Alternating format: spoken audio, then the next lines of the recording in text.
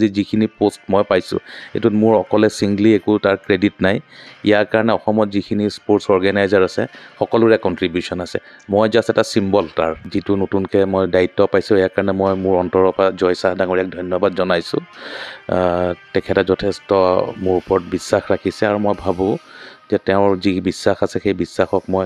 নিয়াৰিকৈ পালন কৰিব পাৰিম এইটো খুব গুৰুত্বপূৰ্ণ এটা পদ ICCত 15জন ডাইৰেক্টৰ থাকে তাৰে 12জন ডাইৰেক্টৰ টেষ্ট প্লেয়িং নেশ্যন কেইখনৰ পৰা পায় আৰু এছ'চিয়েট মেম্বাৰ যথেষ্ট সংখ্যক আছে তাৰ পৰা 3জন মেম্বাৰ এই 15জনীয়া যিটো কমিটি সেই বৰ্ড ডাইৰেক্টৰ্ছ বুলি কয় এইটোৱে গোটেই পলিচিখিনি নিৰ্ধাৰণ কৰে ICC BCCI ACA কিন্তু মোৰ যাত্ৰাটো আৰম্ভ হৈছিলে গুৱাহাটী টাউন ক্লাবৰ পৰা মই একচুৱেলি মই আশাও কৰা নাছিলোঁ যে আৰু কেতিয়াও মোৰ খুব বিশেষ ইচ্ছাও নাছিলে যে স্পৰ্টছ এডমিনিষ্ট্ৰেশ্যনত আহিম কিন্তু 2008 চনত গুৱাহাটী টাউন ক্লাবৰ মই জেনেৰেল ছেক্ৰেটাৰী পষ্টত ইলেক্ট হ'লোঁ আৰু তাৰ পৰা আজিলৈকে চলাই আছোঁ চ' লগত মোৰ এটা স্পেচিয়েল দায়িত্ব আছিলে যে মই গৈ তাতে বৰ্ড ডাইৰেক্টৰৰ পোষ্টত গৈ কিছুমান ফৰ্মেলিটিজ ফিল আপ কৰি তাতে মই ফৰ্মেলি এপইণ্টমেণ্টটো যিহেতু দিছে তাতে মই দায়িত্ব ল'ব লগা আছিলে সেইটো মই কৰি আহিছোঁ নমস্কাৰ গুগল স্পৰ্টছ শ্ৰেণীৰ প্ৰতিযোগী দৰ্শকক স্বাগতম জনাইছোঁ ইতিমধ্যে দৰ্শকসকলে গম পাইছে যে অসম সন্তান দেৱজিৎ শইকীয়াই BCCI সচিবৰ পদ অলংকৃত কৰিছে এই পদ অলংকৃত কৰা অসমৰ প্ৰথমগৰাকী ব্যক্তি হ'ল দেৱজিৎ শইকীয়া আমি তেখেতৰ ওচৰত আজি উপস্থিত আছোঁ লগতে তেখেত ICCৰ বৰ্ডৰ সঞ্চালক হিচাপে তেখেতে অধিষ্ঠিত হৈছে প্ৰথমতে আপোনাক স্বাগতম জনাইছোঁ আৰু শুভেচ্ছা জ্ঞাপন কৰিছোঁ গুগল স্পৰ্টছ শ্ৰেণীৰ তৰফৰ পৰা মই গোটেই ৰাইজক ধন্যবাদ জনাইছোঁ আপোনালোকৰ শুভাশীষৰ কাৰণে এইটো সম্ভৱ হৈ উঠিছে আৰু মই চেষ্টা কৰিম যাতে আগন্তুক দিনত এই কামখিনি মই সুকলমে সম্পন্ন কৰিব পাৰোঁ কেইবাজনৰ নাম চৰ্চা চলিছে তাৰ মাজত আপোনাৰ নামটো আহিলে আপুনি এক্সপেক্ট কৰিছিলে মানে আশা কৰিছিলে আপুনি চাওক এক্সপেক্ট কৰা নকৰা নহয় বহুত ফেক্টৰ্ছ থাকে মই মোৰ এই যিটো নতুনকৈ মই দায়িত্ব পাইছোঁ ইয়াৰ কাৰণে মই মোৰ অন্তৰৰ পৰা জয় চাহ ডাঙৰীয়াক ধন্যবাদ জনাইছোঁ তেখেতে যথেষ্ট মোৰ ওপৰত বিশ্বাস ৰাখিছে আৰু মই ভাবোঁ যে তেওঁৰ যি বিশ্বাস আছে সেই বিশ্বাসক মই নিয়াৰিকৈ পালন কৰিব পাৰিম প্ৰথমতে এটা সুখবৰ আহিছিলে যে ICCৰ যিটো বৰ্ড সঞ্চালক হিচাপে আপোনাক মানে নিযুক্ত প্ৰদান কৰা হৈছে তাৰ পাছৰ দিনাখনেই সেই ভাল খবৰটো আহিছে মানে অলপ আগ পিছ আৰু গতিকে একেদিনাখনেই আহিছে সেই খবৰটো কেতিয়াবা কি হয় সময় বা সেই ছিটুৱেশ্যনটো তেনেকৈ ক্ৰিয়েট হোৱা যায় এতিয়া ধৰি লওক জয় চাহ ডাঙৰীয়া আমাৰ যিজন ডাইনেমিক BCCI ছেক্ৰেটাৰী আছিলে তেওঁ ICCলৈ তেওঁ ইলেক্ট হ'ল এজ চেয়াৰমেন চ' লগালগ তেওঁ আগতে ICCৰ বৰ্ড ডাইৰেক্টৰ হৈ আছিলে ভাৰতৰ ক্ৰিকেট কণ্ট্ৰল বৰ্ডক তেওঁ ৰিপ্ৰেজেণ্ট কৰি আছিলে চ' তেওঁ যিহেতু চেয়াৰমেন হৈ গ'ল চ' ভাৰতৰ ৰিপ্ৰেজেণ্টেটিভৰ পষ্টটো খালী হৈ গ'ল চ' বৰ্ড ডাইৰেক্টৰৰ পষ্টটো খালী হোৱাৰ কাৰণে তেখেতে হয়তো মোক যোগ্য বুলি ভাবি পেলাই মোক সেই দায়িত্বটো দিলে আৰু তাৰ লগতে যেতিয়া তেওঁ BCCIৰ ছেক্ৰেটাৰী হৈ আছিলে সেই পষ্টটো তেওঁ এৰিব লগা হ'ল যিহেতু তেওঁ ICCৰ চেয়াৰমেন হ'ল চ' সেইকাৰণে ছেকেণ্ড ভেকেঞ্চি এটাও ক্ৰিয়েট হ'ল আৰু সেই ভেকেঞ্চিটোত তেওঁ মোক এতিয়া দায়িত্ব ল'বলৈ দিছে আৰু আমাৰ BCCIৰ যিটো আমাৰ নিয়ম আছে প্ৰেচিডেণ্টে সেইটো অৰ্ডাৰ পাছ কৰিব লাগে সেই অৰ্ডাৰটো পাছ কৰাৰ ফলত মই এতিয়া বৰ্তমান সেই পদত নিযুক্ত হৈ আছোঁ অফিচিয়েলি দায়িত্বটো কেতিয়া গ্ৰহণ কৰিব নে অলৰেডি গ্ৰহণ কৰিছে আমি কাম আৰম্ভ কৰিয়ে দিছোঁ সেইটো কাৰণে কোনো বিশেষ হেৰি কৰিবলগীয়া নাই আৰু এইটোত যে মন্ত্ৰী হ'লে যে শপত গ্ৰহণ কৰে তেনেকুৱা আমাৰ কোনো নিয়ম নাই once the president issues the order immediately আমি আমাৰ এক্টিভিটিছ আৰম্ভ কৰি দিব পাৰোঁ যিটো আপুনি আগতে আপুনি BCCIৰ যুটীয়া সম্পাদক হিচাপে এটা পদ খালী হৈ গ'ল গতিকে সেই পদটো চাগে নিশ্চয়কৈ পূৰণ কৰা হয় চাওক এতিয়া মোক ইণ্টাৰিম ছেক্ৰেটাৰী হিচাপে দিছে আৰু BCCIৰ যিখন কনষ্টিটিউশ্যন আছে সেই যদি কেতিয়াবা কোনোবা ৰিজাইন দিয়ে বা কেতিয়াবা কাৰোবাৰ বেমাৰ হয় বা কেতিয়াবা টাৰ্মিনেট হয় তেতিয়াহ'লে সেই পষ্টটো 45 ডেইজৰ ভিতৰত স্পেচিয়েল জেনেৰেল বডিৰ মিটিং পাতি পেলাই পূৰণ কৰিব লাগিব চ' এতিয়া এই 45 দিনৰ কাৰণে মোক দায়িত্বটো দিছে এতিয়া হয়তো অতি সোনকালে এটা ডিচিশ্যন ল'ব লাগিব আমি স্পেচিয়েল জেনেৰেল বডি মিটিং এখন পাতি পেলাই আৰু তাতে এটা ইলেকশ্যনৰ কথা আহিব এতিয়া কোন কি হয় কেনেকুৱা হয় সেইটো মই এতিয়াই কৈ দিব পৰা পৰিৱেশত নাই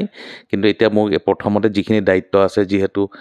ভাৰতীয় দল অষ্ট্ৰেলিয়াত খেলা চলি আছে উইমেন্স ক্ৰিকেট চলি আছে গোটেই ডমেষ্টিক খেলখিনি চলি আছে চ' এইখিনি সময়ত যাতে এই পিক ছিজনত আমাৰ কামত কোনো ধৰণৰ গাফিলতি নহয় বা কোনো ধৰণৰ অসুবিধা আহি নপৰে তাৰ কাৰণে মই এতিয়া যিটো দায়িত্ব পাইছোঁ সেইখিনি আগন্তুক দিনত চলাই যাব লাগিব আৰু যিটো কনষ্টিটিউশ্যনত কোৱা আছে কনষ্টিটিউশ্যনৰ নিয়ম মতে আমি তাৰ পৰৱৰ্তী পৰ্যায়ত সেইবোৰ ষ্টেপ বাই ষ্টেপ কৰি গৈ থাকিম যিহেতু আপুনি ডুবাইলৈ গৈছিলে কেইদিনমানৰ আগতে ডুবাই এক্সপিৰিয়েঞ্চ কেনেকুৱা হ'ল লগত যিহেতু BCCI কেইবাগৰাকী ক্ৰীড়া সংগঠক গৈছিলে বা ICC যিহেতু দায়িত্ব ল'লে জয় চাহ ডাঙৰীয়াই চ' BCCI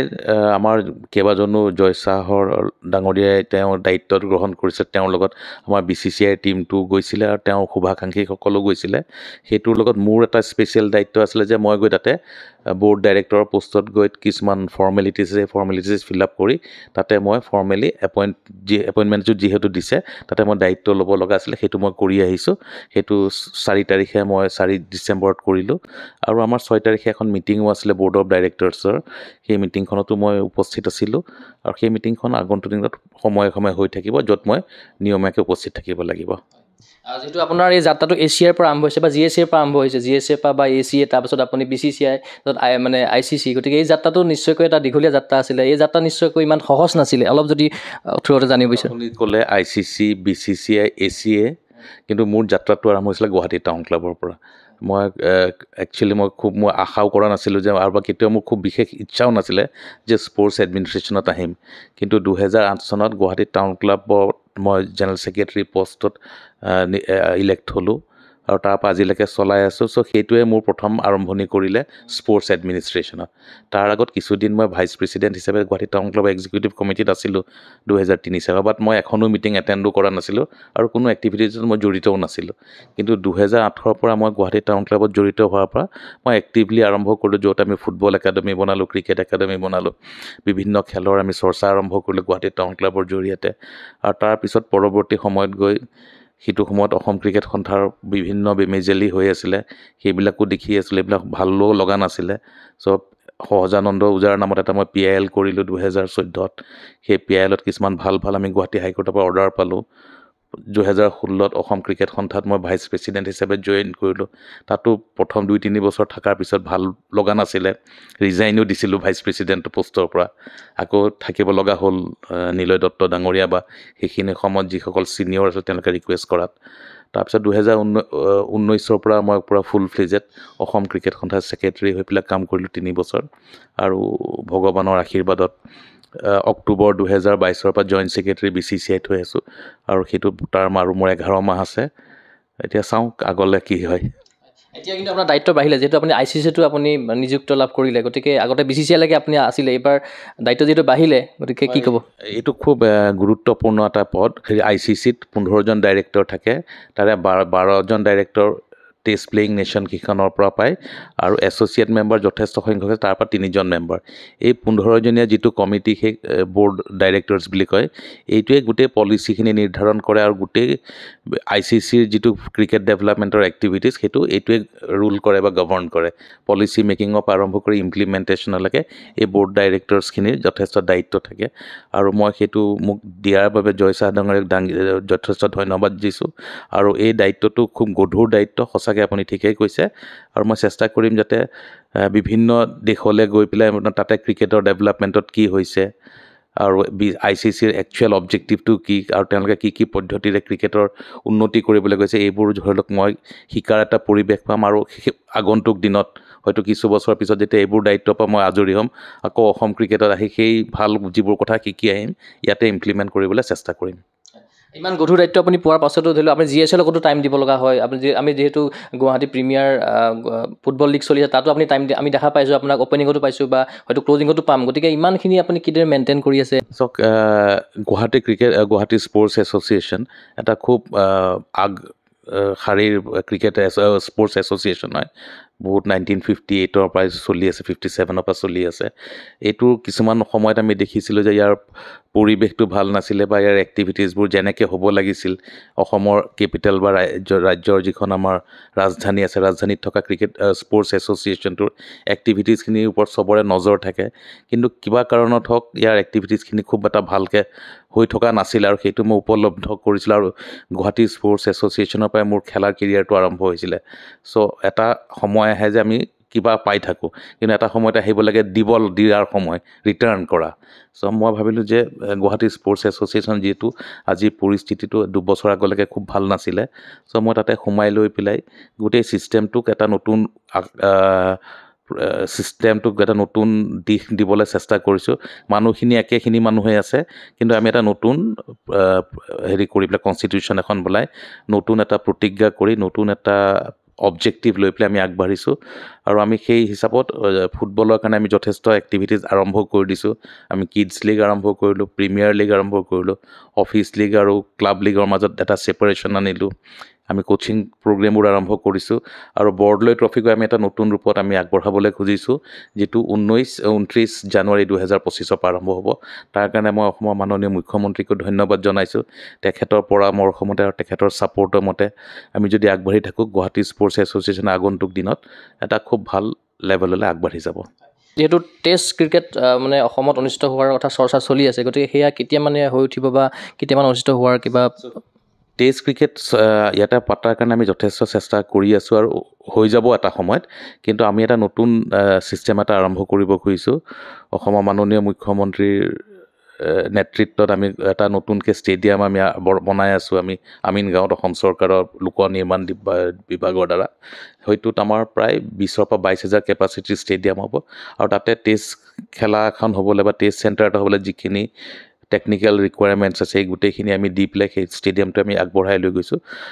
2026 চনৰ জানুৱাৰী মাহত সেই ষ্টেডিয়ামটোৰ কাম সম্পূৰ্ণ হ'ব পূৰ্ণগতিত কাম চলি আছে এতিয়া হয়তো 30% কাম ইতিমধ্যে সম্পন্ন হ'ল আৰু সময়মতে যদি গৈ থাকোঁ আমি 2026ত আমি ফুল পূৰ্ণ গতিত আমি টেষ্ট চেণ্টাৰ এটা হোৱাৰ কাৰণে আমি ডিমাণ্ড কৰিম অসম ক্ৰিকেট সন্থাৰ তৰফৰ পৰা আৰু মই ভাবোঁ যে 2-3 বছৰত গুৱাহাটীত টেষ্ট মেটচ হোৱাৰ পূৰ্ণ সম্ভাৱনা আছে আৰু এটা কথা সুধিব বিচাৰোঁ যেতিয়া আপোনাৰ সতীৰ্থসকলে ইয়াতে আহি পেলাই নিশ্চয়কৈ আপোনাৰ সম্বৰ্ধনা জ্ঞাপন কৰিছে বা বিভিন্নজন আহিছে এনেকুৱা লাগিছে এই মৰমটোতো এই মৰমৰ কাৰণেতো আগবাঢ়ি গৈ আছোঁ সকলো কাম কৰাৰ কাৰণে মোৰ যিখিনি সতীৰ্থ স্পৰ্টছ অৰ্গেনাইজাৰ গুৱাহাটী স্পৰ্টছ এছ'চিয়েশ্যনে কওক অসমৰ বিভিন্ন ডিষ্ট্ৰিক্ট এছ'চিয়েশ্যনসকলে কওক অসম ক্ৰিকেট সন্থাই কওক অসম অলিম্পিকৰ কথাই কওক অসম ফুটবলৰ কথাই কওক এই সকলোৰ লগতে মোৰ এটা খুব ক্ল'জ নিবিড় সম্বন্ধ আছে আৰু তেওঁলোকৰ উৎসাহ আৰু তেওঁলোকৰ উপদেশ মতে মই আগবাঢ়ি গৈ আছোঁ আৰু আমি সকলোৱে একেলগে মিলি পেলাই কাম কৰিছোঁ আজি যিখিনি পষ্ট মই পাইছোঁ এইটোত মোৰ অকলে ছিংগলি একো তাৰ ক্ৰেডিট নাই ইয়াৰ কাৰণে অসমত যিখিনি স্পৰ্টছ অৰ্গেনাইজাৰ আছে সকলোৰে কণ্ট্ৰিবিউশ্যন আছে মই জাষ্ট এটা চিম্বল তাৰ চ' মই ভাবোঁ যে অসম ক্ৰিকেট সন্থাৰ যিখিনি ভাল কাম হ'ল 2019 পৰা তাৰ ফলস্বৰূপে হয়তো BCCI আমাক দেখা পালে যে এটা ইমান ডাঙৰ এটা ফাইনেন্সিয়েল এনৰ্মলি থকা অৰ্গেনাইজেশ্যন কোনো ধৰণৰ ষ্ট্ৰাকচাৰ নাছিলে প্ৰপাৰ ইনফ্ৰাষ্ট্ৰাকচাৰ নাছিলে এই বস্তুবিলাক 3-4 বছৰৰ ভিতৰত এটা কমপ্লিট ট্ৰান্সফৰ্মেশ্যন দেখা পালে আৰু য'ত ৰমেন দত্তকে আৰম্ভ কৰি পৰীক্ষিত কামাখ্যা ত্ৰিদীপ কোঁৱৰ আৰু বৰ্তমানৰ প্ৰেছিডেণ্ট তৰংগ গগৈ ৰাজেন্দ্ৰ সিং ৰাজদীপ পূজা সকলোৰে কণ্ট্ৰিবিউশ্যন আছে আৰু প্ৰত্যেকখন ডিষ্ট্ৰিক্টৰ এছ'চিয়েশ্যনখিনিত আপুনি আমাৰ প্ৰায় 42 এফিলিয়েটেড ইউনিটছ আছে সকলোৰে কণ্ট্ৰিবিউশ্যন আছে তাৰ ফলত আজি BCCI অসম ক্ৰিকেট সন্থাক এটা খুব ভাল চকুৰে চোৱা আৰম্ভ কৰিছে ইয়াতে হয়তো আপোনালোকে এনেই কিছুমান বেমেজালি বা কিছুমান ৰিপৰ্ট ক্ৰিয়েট কৰিছে যে বৰষুণত পিটছত পানী সোমালে অমুক সোমালে সেইবিলাক এটা একদম মিছা কথা অসম ক্ৰিকেট সন্থাত থকাৰ কাৰণে তাৰ এক্টিভিটিজ ভাল হোৱাৰ কাৰণে তাতে ৰেগুলাৰলি খেলা পাই আছোঁ আমি IPL পাই আছোঁ চ' সেই তেনেকুৱা ধৰণৰ কিছুমান এটা শিলগুটি মাৰা এটা ইনচিডেণ্টক খুব ডাঙৰ ব্ল' আউট কৰি দিছিলে চ' সেই বস্তুবিলাকৰ পৰা কিছুমান কেতিয়াবা নিগেটিভ পাব্লিচিটিৰ ফালৰ পৰা বেয়া হ'বলৈ খোজে কিন্তু পজিটিভিটি ইমান বেছি আছে যে সেই নিগেটিভখিনিয়ে তাক অভাৰটেক কৰিব নোৱাৰে নিশ্চয়কৈ আপুনি আপোনাৰ পৰৱৰ্তী সময়ৰ বাবে আপোনাক শুভকামনা জ্ঞাপন কৰিছোঁ আপুনি সুন্দৰকৈ কাম কৰি যাওক ভাৰতৰ ক্ৰিকেটৰ উন্নতিৰ কাৰণে বা বিশ্ব ক্ৰীড়াংগনত আপুনি জিলিকি থকা এই আমি আশা কৰিলোঁ ধন্যবাদ মই সকলোকে পুনৰ ধন্যবাদ জনাইছোঁ আৰু আশা কৰিম যাতে আপোনালোকৰ শুভাশীষ আৰু আশীৰ্বাদ লৈ মই মোৰ কামখিনি নিয়াৰিকৈ যিকেইটা দিন সময় পাওঁ ভালকৈ কৰি যাব পাৰোঁ নিশ্চয়কৈ এয়া আছিল BCCIৰ নৱনিযুক্ত সচিব দেৱজিৎ শইকীয়া তেখেতে জনালে তেখেতৰ মনৰ ভাৱ আমি আশা কৰিম তেখেতৰ নেতৃত্বত BCCIত আগন্তুক সময়ত দুপে আগবাঢ়ি যাওক অসমৰ পৰাও আগন্তুক সময়ত টিম ইণ্ডিয়াত স্থান লাভ কৰক অসমৰ ক্ৰিকেটাৰ এই আশাৰে মই চিন্ময় কুমাৰ বৰাই এই বিশেষ অনুষ্ঠানৰ পৰা বিদায় লৈছোঁ চাই থাকিব গগৈ স্পৰ্টছ চেনি ধন্যবাদ